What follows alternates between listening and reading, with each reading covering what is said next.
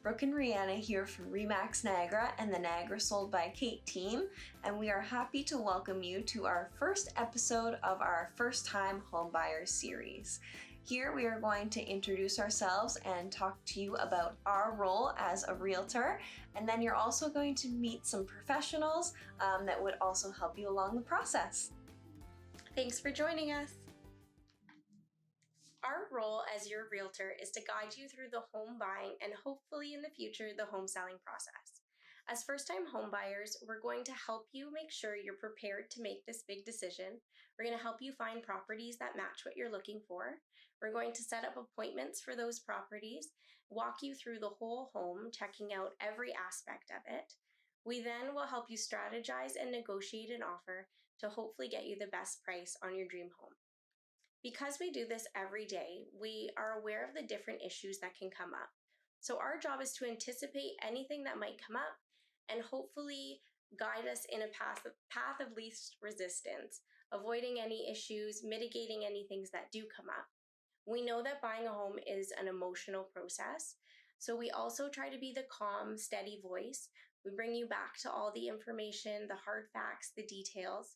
We're also working in your best interest. So we're out there looking for anything that might come up as an issue.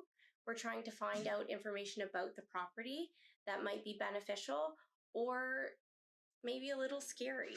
And we're going to bring that to your attention and find the best ways to work around that. So once we do start working together, we do have an initial meeting. So we can either come to you, you can come to us, we can go for coffee, whatever you feel most comfortable with.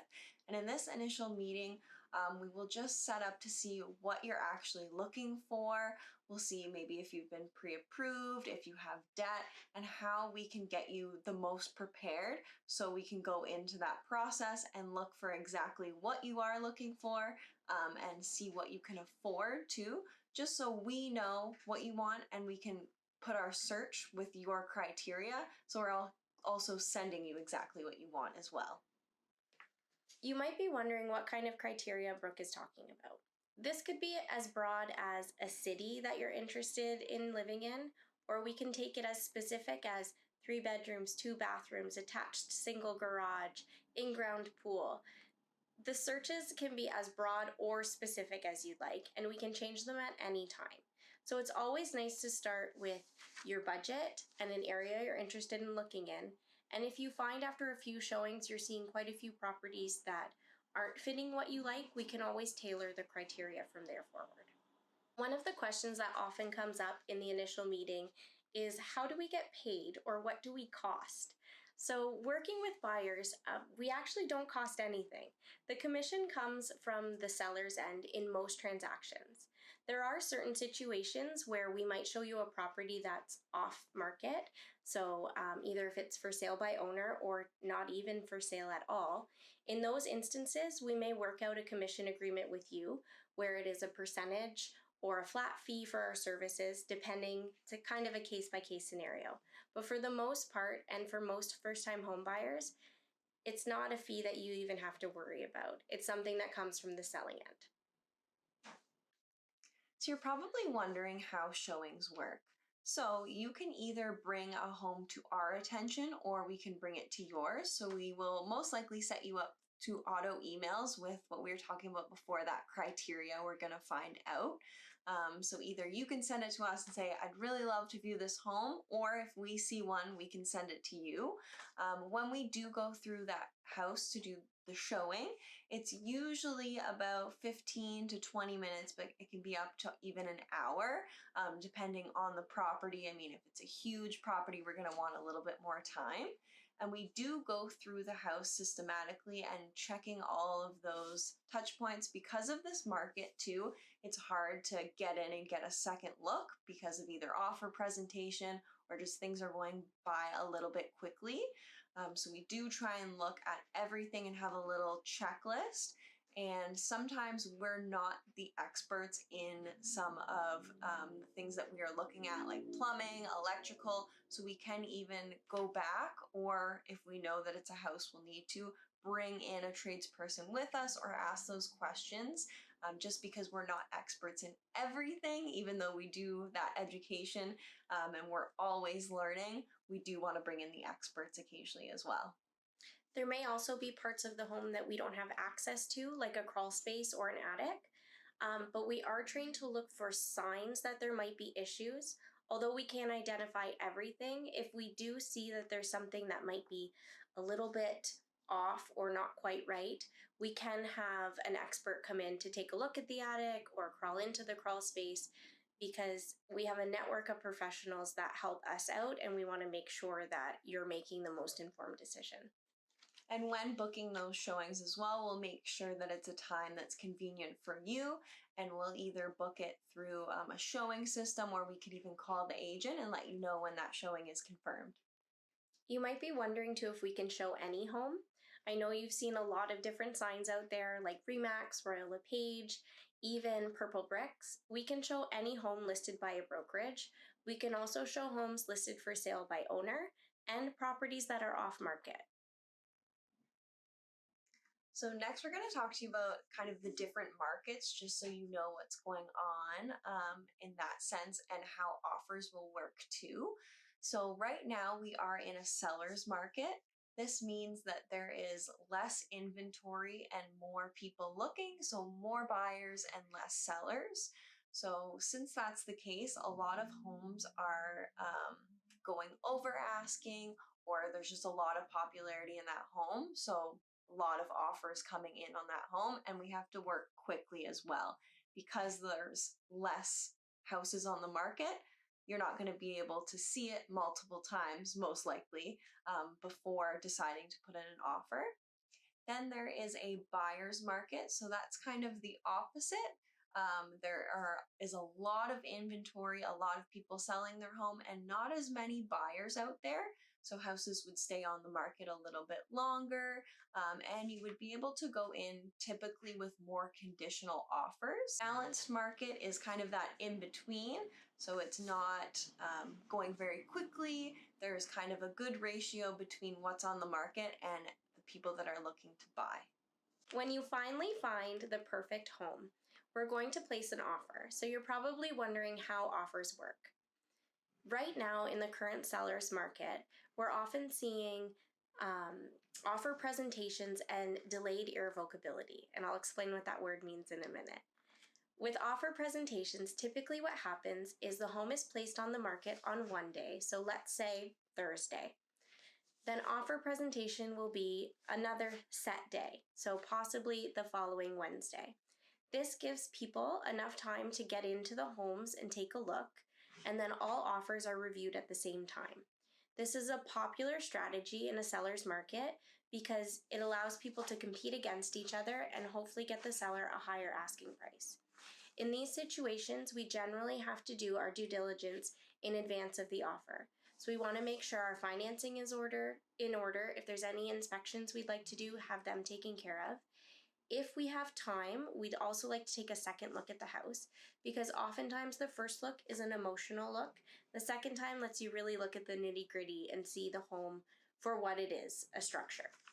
We also have to remember that in offer presentation, we rarely get a second shot at an offer. So we need to go in with our best foot forward. You want to make sure you're putting in the cleanest and strongest offer for the house that you're most interested in. So how do offer presentations work? On the day of the offer presentation, or possibly even in advance, you register a form called an 801. This form doesn't contain any offer information, but it has your name and the property, and it's showing your intent to place an offer. Typically, all offers have to be registered an hour or so before offer presentation. This gives you time to know how many offers you're up against, and then you strategize with your real estate agent to come up. Unfortunately, if our offer is not chosen in offer presentation, or even if it is, we don't ever get to know the details of the other offers. All that will be publicized is the number of offers and the final selling price. When you place an offer on a house, you'll be asked to place a deposit. This is different than your down payment, which is typically anywhere from 5 to 20%, sometimes even more. A deposit is an amount of money that secures your offer on the house. This is paid directly to the listing brokerage and comes off of your down payment. Currently, we're seeing deposits in the range of $10,000 to $35,000. For most first-time buyers in that market at those price points, you're generally seeing $10,000 to $15,000. An important reminder is from the time you've been approved for your financing until closing, do not make any big purchases. We know there's lots of opportunities for things to come up, but it's best to save any big expenses until after you have those keys in your hands.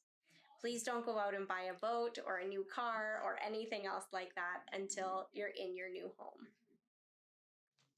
A word that has been tossed around quite a bit this year is a bully offer, and you might be wondering what that is.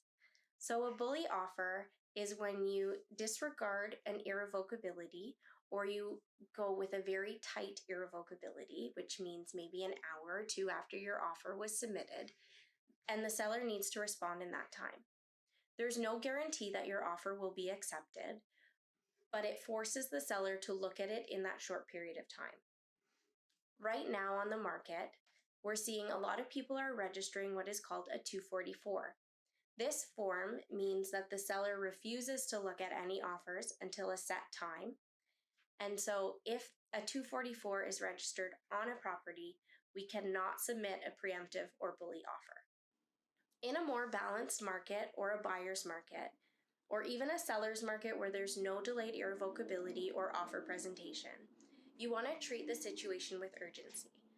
You want to go and look at the property, and as soon as you find one that you like and meets your criteria, you want to submit your offer. In these times, you generally do a few hours for irrevocability, as you're not bullying the seller into responding, and you're not delaying it so that other people can come in and create competition. Once you have an accepted offer, we're here with you all the way till closing day, and actually long after too.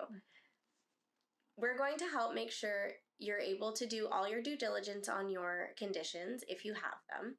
We're going to help you find home inspectors, financial professionals, any sort of third party that is needed to make sure that you can get all the way to closing happily.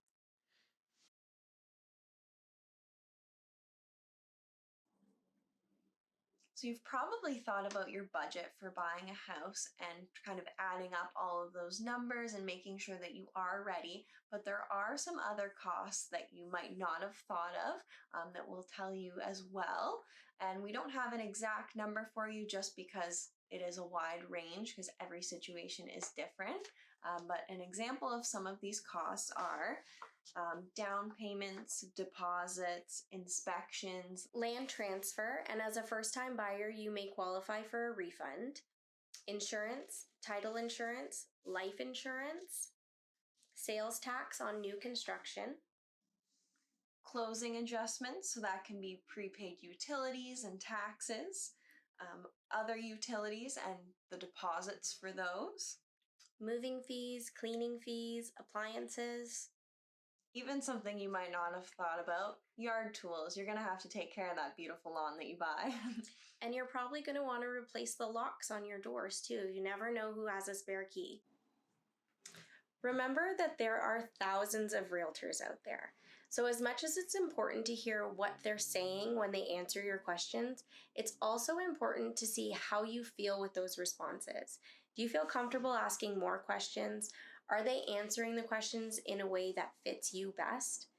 That's a really important thing, and trust your gut because this is a big deal. You want to find somebody you trust and somebody you're comfortable working with and asking big questions to.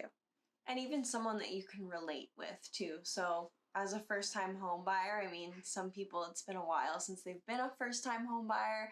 So you want to find someone that understands your needs and kind of also what you're going through, and make sure that they put those things on priority because it is a big step.